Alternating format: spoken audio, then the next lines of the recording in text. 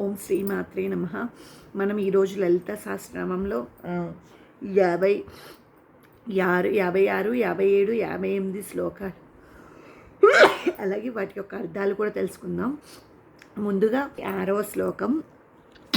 మహాతంత్ర మహామంత్ర మహాయంత్ర మహాసన మహాయాగ క్రమారాధ్య మహాభైరవ పూజిత మహాతంత్ర మహామంత్ర మహాయంత్ర మహాసన మహాయాగ క్రమారాధ్య మహాభైరవ పూజిత. ఇప్పుడు దీని యొక్క అర్థం తెలుసుకుందాం.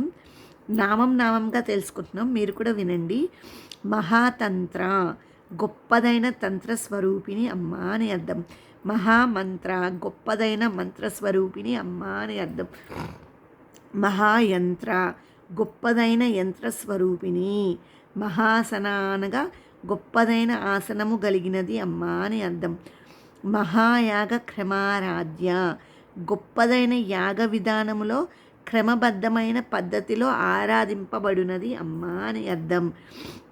మహాభైరవ పూజిత అనగా శివుడి యొక్క రూపమైన మహాభైరవుడి చేత పూజింపబడేదేవి. సాక్షాత్ ఆ పరమదేవుడైన శివుడు చేతనే మహేశ్వరుడి చేతనే పూజలు అందుకున్నది ఆ లలితాదేవి. ఇప్పుడు 57వ శ్లోకం నేర్చుకుందాం, అలాగే దాని యొక్క అర్థం తెలుసుకుందాం.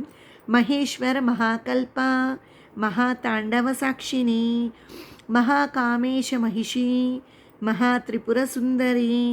మహేశ్వర మహాకల్ప మహాతాండవ సాక్షిని మహాకామేశ మహిషి మహాత్రిపుర సుందరి. ఇప్పుడు దీని యొక్క అర్థం తెలుసుకుందాం. మహేశ్వర మహాకల్ప మహాతాండవ సాక్షిని, ఇదంతా ఒకటే నామం, మళ్ళీ చదువుతున్నా వినండి.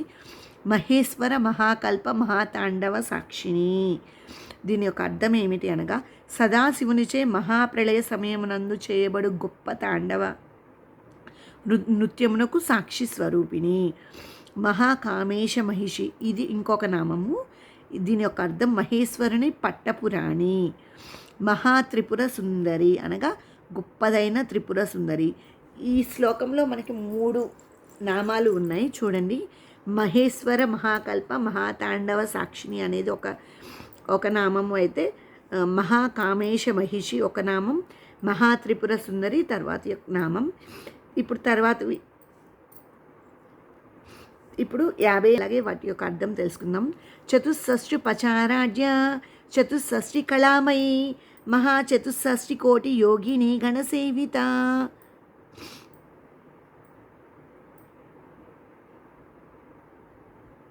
చతుషష్ఠి పచారాధ్య చతుషష్ఠి కళామయి మహాచతుషష్ఠి కోటి యోగిని గణసేవిత. చతుషష్ఠి పచారాధ్య చతుషష్ఠి కళామయి మహాచతుషష్ఠి కోటి యోగిని గణసేవిత. ఇప్పుడు దీని యొక్క అర్థం తెలుసుకుందాం. చతుషష్ఠి పచారాధ్య అనగా 64 ఉపచారములతో సేవింపబడినది అమ్మ అని అర్థం.